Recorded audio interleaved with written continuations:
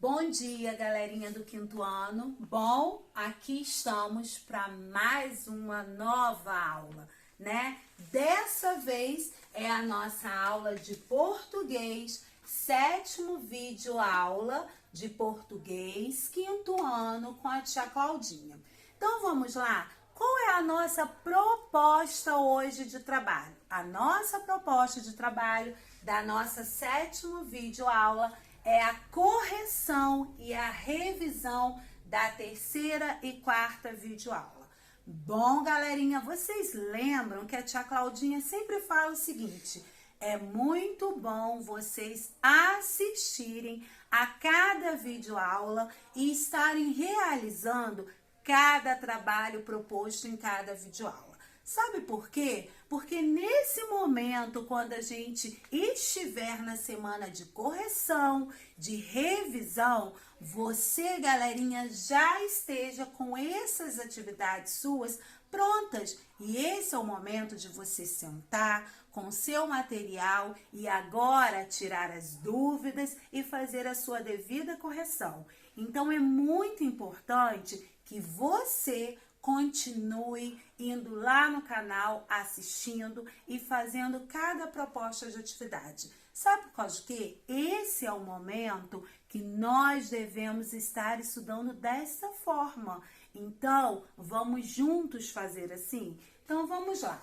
A nossa correção e revisão da terceira e quarta videoaula, as páginas que nós vamos fazer a correção hoje são as seguintes: 39, 40, 65, 66, 67, 68, 69, 70. Ai, tia Cláudia, tá grande um pouquinho, mas vamos nós. E como proposta de atividades da aula de hoje, é uma proposta de atividade de revisão, bom, do que nós já vimos no livro aqui. Desculpa, eu coloquei matemática, mas é o nosso livrinho de português. Vou apagar aqui depois e vou colocar para vocês nas páginas 86, 87, 88 e 89, tudo bom? Então, deixa eu só pegar o apagadorzinho aqui, rapidinho. Hoje eu estou com o tio Anderson nos ajudando aqui. Então, vamos nós, só para não fazer confusãozinha na cabeça de vocês, vamos lá. Bom, aí, desculpa, tio Anderson, continuando na nossa disciplina de português. Porque senão, se eu deixar a matemática aqui, eu sei que vocês vão lá para matemática e as páginas não vão bater. Então, é melhor a gente fazer a correção aqui. Continuando. Bom, então as páginas são 86, 87, 88, 89. Bom, tia Cláudia, além de fazer essa correção, eu tenho que fazer a correção. Suas atividades já estão prontas, você vai corrigir. E essas páginas aqui são atividades de revisão. Bom, o conteúdo que nós já demos, já estudamos, agora você vai fazer a verificação, tá bom? Então vamos lá. Outra coisa também que eu quero que vocês façam aí como proposta de atividade: escrever no caderno com letra legível, capricho. Bom, 2 gêneros textuais. Como vocês têm visto, as nossas aulas, além de estarmos trabalhando a gramática, mas também estamos trabalhando gêneros textuais, que são os diferentes tipos de textos que nós temos no nosso dia a dia. Então, vocês agora estão sabendo o nome de cada texto que vocês estão visualizando no dia a dia de vocês. Então, 2 gêneros textuais estudados. Bom, vocês vão escrever uma carta. Numa folha, eu quero a carta. Gênero textual, carta. Vão escrever a carta. Com toda seguindo aquela característica daquela aula passada que nós falamos.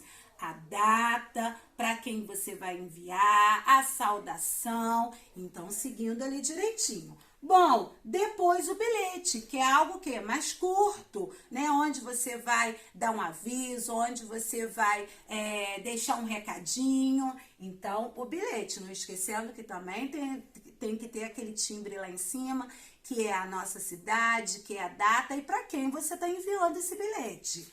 Bom, não esquecendo das características de cada um. Então, propostas de atividades no livro e no caderno. Tudo bem? Qualquer dúvida? Vamos lá, é só tirar a dúvida com a tia Cláudia. Bom, na página 39, nós vamos fazer a correção daquele texto, A História da Minha Vida, que uma professora, né, olha a profissão aí, muda a vida totalmente daquela menina, né? E aí ela vê o mundo com uma linguagem totalmente diferente. Lembram desse texto? Que foi A História da Minha Vida, que é onde nós estudamos sobre a autobiografia, né? E vocês já estão enviando para mim os vídeos de vocês sobre autobiografia. Então, vamos lá? Vamos fazer a correção? Bom, lá na página 39, na interpretação escrita, pergunta, de acordo com o texto, qual foi o dia mais importante da vida de Helen Keller? Bom, o dia mais importante foi o dia 3 de março de 1887, que foi o dia da chegada da sua professora, a Anne. Então, esse dia aqui é o dia mais importante da vida dela. Na 2, como Helen percebeu que aquele seria um dia diferente dos outros? Bom, como que ela percebeu? Pelos sinais de sua mãe e pelo apressado entra e sai da casa. Aquele movimento que tinha na casa, foi assim que ela pôde perceber. Na 3, assinale a alternativa correta sobre a aprendizagem de Helen Keller. Bom, ela percebeu que tudo tinha um nome quando conseguiu fazer as letras da boneca, que está no primeiro quadrinho, ou ela entendeu que tudo tinha um nome somente semanas depois da chegada de Anne. Então, ela entendeu que tudo tinha um nome somente depois da chegada de Anne, que foi a sua professora. Então, é o segundo quadradinho que você vai marcar. Bom, lá na 4, por que a palavra B, tracinho O, tracinho N, tracinho E, tracinho C, tracinho A, eu soletrei, aparece escrita de forma no texto, para mostrar a soletração, ó, das palavras ao ser escrita. Antes de eu acabar de ler a pergunta, eu já dei a resposta para vocês, desculpa, né? Eu soletrei, então, soletração das palavras ao ser escrita na palma da mão de Helen Keller, né? Então, vamos na 5, galerinha. Como Anne explicou a Helen o que era o amor? Bom, ela apontou para um lugar, vocês lembram? Ela apontou para o coração da menina. Então, ali ela verificou, ela começou a entender o que era o amor. Vamos continuar? Página 40. Bom, continuando com o texto, que é um gênero textual, a autobiografia, que fala mesmo da sua vida, que conta a sua vida. Vamos na página 40. O texto A História da Minha Vida foi escrito em primeira pessoa ou terceira pessoa? Bom, a autobiografia, eu falei com vocês e nós vamos revisar. A autobiografia, ela é sempre escrita em primeira pessoa. Quem é a primeira pessoa do singular? Eu. Eu, tá contando da sua vida. Então, primeira pessoa do singular. Vamos continuar? Bom, abaixo vocês precisam copiar um trecho do texto que comprove essa primeira pessoa. Então, aqui eu coloquei pessoal. Por quê? Você vai ver esse trecho que está comprovando que está na primeira pessoa no eu e vai copiar aqui. Tudo bem? Seguindo. 7. Qual é o tempo verbal predominante no texto lido? Presente, o que acontece agora. Passado ou pretérito que já ocorreu. Ou futuro que ainda acontecerá. Então está o quê? No passado, porque neles são narrados fatos já ocorridos, que já ocorreu na vida dela. 8. O texto A História da Minha Vida é uma autobiografia. Por que que ele é uma autobiografia? No primeiro quadradinho fala que é um texto fictício que apresenta a história de personagens inventados e que é narrado por um narrador observador, ou apresenta fatos reais que já aconteceram na vida da pessoa que escreveu o texto. Ó, são fatos reais que já aconteceram na vida das pessoas. E é o que vocês têm feito. Vocês têm enviado cada cada vídeo maravilhoso da autobiografia de vocês. Quero parabenizar cada um de vocês que já enviaram a autobiografia de vocês. Muito legal. Agradecer aos papais também que estão editando, que estão enviando. Então é isso. Eu quero conhecer a autobiografia de vocês.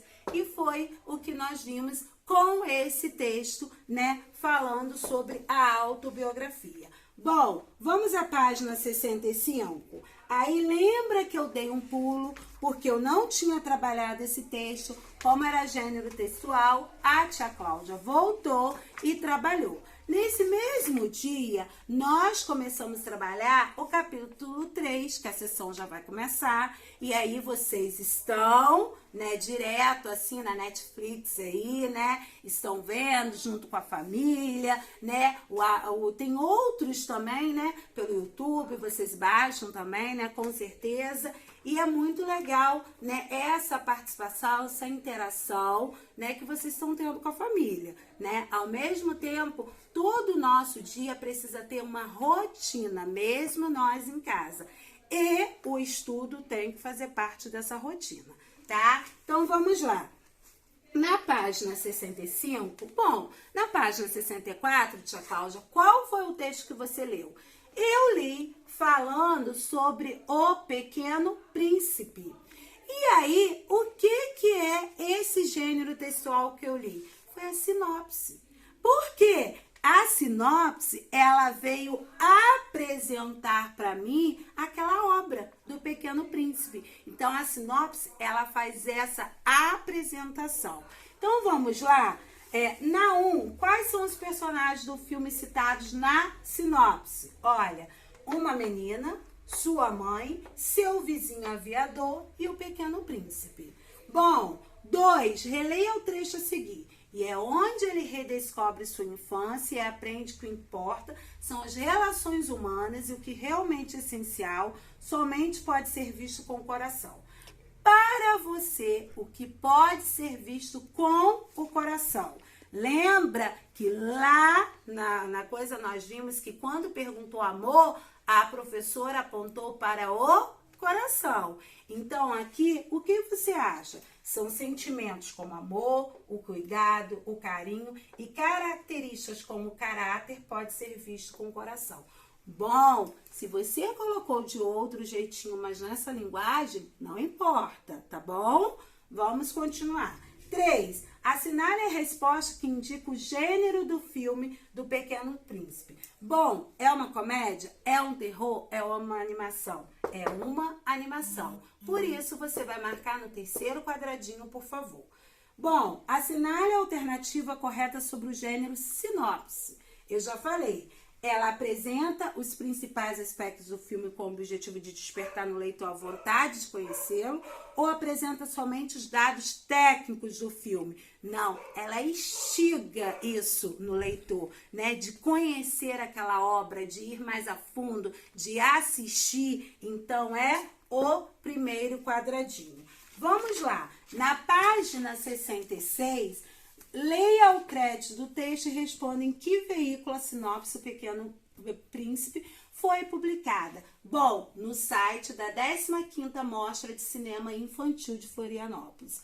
Foi ali que a sinopse do Pequeno Príncipe foi publicada, tá bom? Então, vamos lá. Assinale onde mais podemos encontrar a sinopse. Bom, podemos encontrar em jornais, podemos encontrar em revistas, em sites especializados e em cartes de cinema, tá? São onde nós encontramos a sinopse, sempre a sinopse. Bom, 6. Qual é o público-alvo da sinopse O Pequeno Príncipe? É o público-alvo em geral, né? Porque tanto o infantil como o adulto ama ouvir, né? E sempre estar ouvindo mais e mais as histórias do Pequeno Príncipe. 7. Qual o significado da palavra obra-prima empregada na primeira frase da sinopse? Bom, eu coloquei aqui a principal obra de um autor, sua obra mais conhecida ou mais importante, tá ok, galerinha? Bom, galerinha, continuando, lá na página 66, né, vem pedindo para a gente contornar as palavras do quadro com as cores da legenda. Vizinho de vermelho, que referente a mundo de verde, e jornada aí de azul. Bom, a palavra que nós temos, mágica vocês vão contornar de azul, amável de vermelho, extraordinário de verde, excêntrico de vermelho, emocionante de azul. Bom, a que classe gramatical pertence essas palavras? Essas palavras são adjetivo. Por que elas são adjetivos? Porque elas caracterizam, elas dão qualidade ao meu substantivo, tá? Então, os adjetivos, eles vêm o quê? Caracterizar o meu substantivo. Quando eu falo homem elegante, eu digo que o homem, ele é um substantivo. O elegante, eu estou caracterizando o homem, eu estou dando uma qualidade, então eu chamo de adjetivo. Então, a classe gramatical dessas palavras aqui é adjetivo. Bom, galerinha, prontos? Vamos para agora a página 67, que nós vamos... Estão lembrados desse cartaz aqui quando eu fui trabalhar com vocês sinais de pontuação? Vamos dar uma revisada, né? Não nos custa nada. Vocês estão em casa para aprendermos mais e mais. Então é muito bom quando a gente verifica mais um pouco do que aquilo que nós aprendemos. Então vamos lá, os sinais de pontuação, eu falei para vocês que frase, né, é um conjunto de palavras que elas precisam ter sentido, elas têm que ser ordenadas, né, e que toda frase inicia-se com letra maiúscula e ela sempre tem um ponto, né? Nós precisamos utilizar os sinais de pontuação para dar entonação, né, a um texto, a uma frase, é necessário isso. Então, quando eu falei da aspas, né, que quando a gente faz a cópia de um texto ou de uma frase de alguém, nós precisamos colocar aspas. Bom, exemplo, a secretária avisou, matrículas reabertas a partir de hoje. Foi eu que avisei? Não, era a minha fala? Não, era a fala da secretária. Então, como era a fala da secretária, teve que utilizar a aspas, né? Bom, interrogação é quando eu faço aquela famosa pergunta, né? Então, é necessário utilizar a interrogação, né? Quando eu faço uma pergunta que nem todos gostam, quantos anos você tem? Né? Tem gente que fica logo assim, já não gosta, né, de falar pra gente a idade que tem, né? Então, quantos anos você tem? Né? Então, eu estou fazendo uma pergunta. Ou quando eu chego pro meu colega, que eu nunca, um colega, né, o primeiro dia, qual o seu nome? Né? Então, eu estou utilizando uma pergunta. Então, o sinal de interrogação. E aí, 2 pontos, tia Cláudia? Quando que eu vou usar os 2 pontos? Bom, eu vou utilizar os 2 pontos quando eu vou avisar que um personagem vai falar ou quando eu vou iniciar uma lista, né? Por exemplo, quando fala, de repente João teve uma ideia. Então, ó, 2 pontos. Aí puxou o travessão. Precisamos comprar 2 pontos, porque ele fez uma lista. Tinta, pincel e papel, né? Então, é algo. Quando vai avisar que um personagem vai, então nós utilizamos 2 pontos. E quando fazemos também uma lista, precisamos dos 2 pontos. Bom, ponto final. Ele vem indicar, o nome já está dizendo, que a frase encerrou, que a frase teve seu fim. Então, eu utilizo, estou muito gripado. Hoje é até assustador isso pra gente, né? Quando a gente fala, estou muito gripado, devido ao que a gente está passando, né? De saúde aí, que é mundial já, mas com ponto final aqui.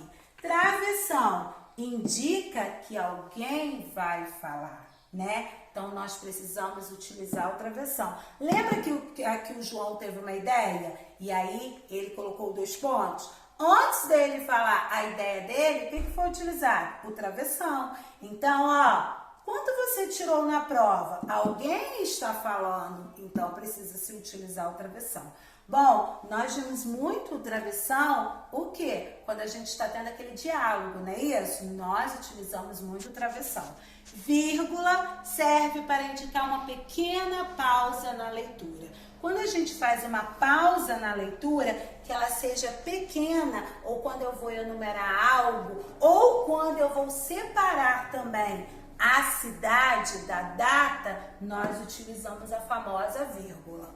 Bom, vamos lá. Aqui foi aquilo que eu já li com vocês, falando sobre sinais de pontuação, só tô dando uma revisada. O ponto e vírgula é uma pausa maior que a vírgula, né? Então eu utilizo. Mônica gosta de ciclismo, ponto e vírgula. Cebolinha, vírgula, de skate. O travessão, já falei para vocês, que é quando, né, aqui já vem falando dele num diálogo, né, mas a exclamação é quando eu falo o quê? Eu me espanto, né, eu faço o quê? Uma alegria, uma admiração, eu uso exclamação. Bom, o parêntese, nós estudamos na aula de matemática, né, agora há pouco, que em expressões numéricas, quando vem o parênteses, nós precisamos resolver o quê? Primeiro que está dentro do meu parênteses, né? Que está guardadinho ali. Então, o parênteses, ele tem a função de separar, né, qualquer indicação. Ele vem explicar algo, né? Vou viajar com familiares, Beth, né? Minha irmã mais nova. Quem é Beth? A irmã mais nova. E Cláudia? Quem é Cláudia? Minha prima mais velha. Então, eu estou guardando, né, a explicação de quem é essa pessoa. Então, estar dentro do parênteses. Bom, reticência significa que o meu pensamento, ele não foi finalizado. Então, quando ele não foi finalizado, eu utilizo, como vocês falam, os 3 pontinhos. Esses 3 pontinhos nós chamamos de reticências. Bom, deu pra gente dar uma revisada? Creio que deu, né? Porque nós já trabalhamos com esses cartazes. Agora vamos à obra. Vamos lá, vamos fazer a nossa correção, né? Lá na página 67 vem, né, dizendo aqui, ó, vem mostrando cada sinalzinho de pontuação. E ali você vai escrever o nome. Bom, o primeiro é aspas, o segundo é ponto de interrogação, depois 2 pontos, ponto final, ponto e vírgula, travessão, vírgula, ponto de exclamação e parênteses. Por que eu vi assim? Porque aqui já tem no seu livro o sinal. E nós acabamos de ver também ali. Então, eu acho que ficou bem claro, né? Por isso que foi bom a gente dar essa revisada nos pontos para a gente poder aqui dar continuidade. Vamos lá. Na 2, né, tem um diálogo entre pai e filha. Bom, quando tem um diálogo entre pai e filha, pede para associar cada frase ao sentido que ela expressa. Então, ficou primeiro a letra B, a letra A e a letra C, tá bom? O que foi responsável por diferenciar o sentido de cada frase? O que eu falei ali na frase? Que toda frase precisa ter um sentido. E para isso ter um sentido, nós precisamos de quem? Dos nossos amiguinhos, os sinais de pontuação. Que eles vão, ó, com vocês ao longo da vida de vocês. Ao longo da minha vida, eu também necessito ainda dos sinais de pontuação. Então, vamos lá. Na página 68, né, nós estamos aí. Quem é utilizado para marcar o fim de uma frase afirmativa ou negativa? É ele, o pontinho final. E aí, depois é empregado no final de perguntas o ponto de exclamação, quando eu tenho um espanto, uma admiração, ou ponto de interrogação, quando eu tenho uma pergunta, não é isso? Bom, aí nós temos uma frase, gosto muito de campo, as flores, vírgula, a brisa suave e o cheiro da terra molhada. Assinale a frase em que a vírgula tem a mesma função do texto. É quando fala, meu tio foi à feira e comprou cenoura, vírgula, tomate, batata e inhame, né? Quando fez quando veio explicar, veio numerar, né, a lista do que ia ser comprado.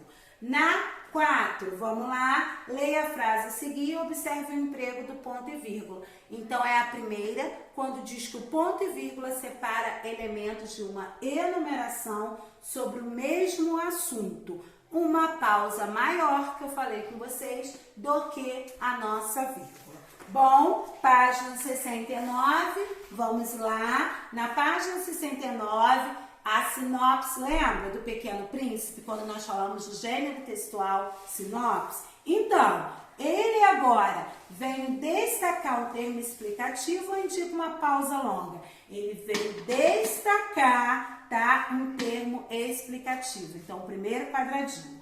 Bom, a vírgula é usada, como nós vimos aí, para separar itens. Então, o termo explicativo. O ponto e vírgula tem a função de separar elementos, como nós vimos, uma pausa maior. Na 6, né, nós temos aí uma anedota, e aí vocês já leram, já fizeram, e eu pergunto, qual fato causou surpresa em um dos amigos em que conversavam? O fato de um recém-nascido ter engordado 20 quilos em 2 semanas bebendo leite de elefante. Então, né, nós vamos colocar e destacar aí. Bom, pessoal, vamos à nossa última de hoje, página de correção e revisão, que é a página 70, que a B pergunta: que sinal de pontuação foi utilizado para anunciar que será apresentada a fala do personagem? Bom, quando o personagem vai falar, quem que eu vou utilizar? Olha aqui, os 2 pontos, né? Então, os 2 pontos que eu vou utilizar. E qual sinal foi utilizado para introduzir? Bom, introduzir a fala dele, eu vou utilizar o travessão. Então, está aqui o travessão. 7. Além do ponto final, que sinais de pontuações foram empregados na frase acima? Os travessões também. Na B, vem os sinais de pontuações que pode ser substituído por quais as opções abaixo, sem que haja alteração no sentido da frase. E aí vocês vão fazer um X aqui no terceiro quadradinho, que é o parênteses. Por isso que eu coloquei aqui, ó, terceiro quadradinho. C, na frase, os travessões não introduzem uma fala. Assinale a alternativa que apresenta a função deles. Eles vêm o que? Destacar a informação que aparece entre os parênteses, tá? Então, é ali a causa dele. E ao lado, aí nós vamos ver, né? Os são utilizados para anunciar uma fala. Quem é utilizado para anunciar uma fala? 2 pontos. Então, eu coloquei aqui 2 pontos. Bom, o é empregado para marcar a fala do personagem. Olha ele aqui, o travessão. E pode destacar alguma informação do texto. Lembra que lá na matemática ele guarda as coisas nas expressões numéricas. E aqui vem para separar, que é o parênteses, conforme eu coloquei aqui. Bom, galerinha, aqui a gente termina mais uma nossa videoaula, cuja intenção foi de correção, né, de revisão, onde nós vimos gêneros textuais, onde nós vimos também sinais de pontuação. Bom, trabalhamos texto e trabalhamos a gramática também. Agora, um recadinho. Quero agradecer desde já o empenho de muitos pais e de alunos enviando vídeos, das atividades propostas, mas não esqueçam, até o fim dessa semana eu espero os demais vídeos também. Saiba, você é capaz, acredite no seu potencial, porque eu acredito. Fique em casa, fica com Deus e estudando, e até a nossa próxima aula.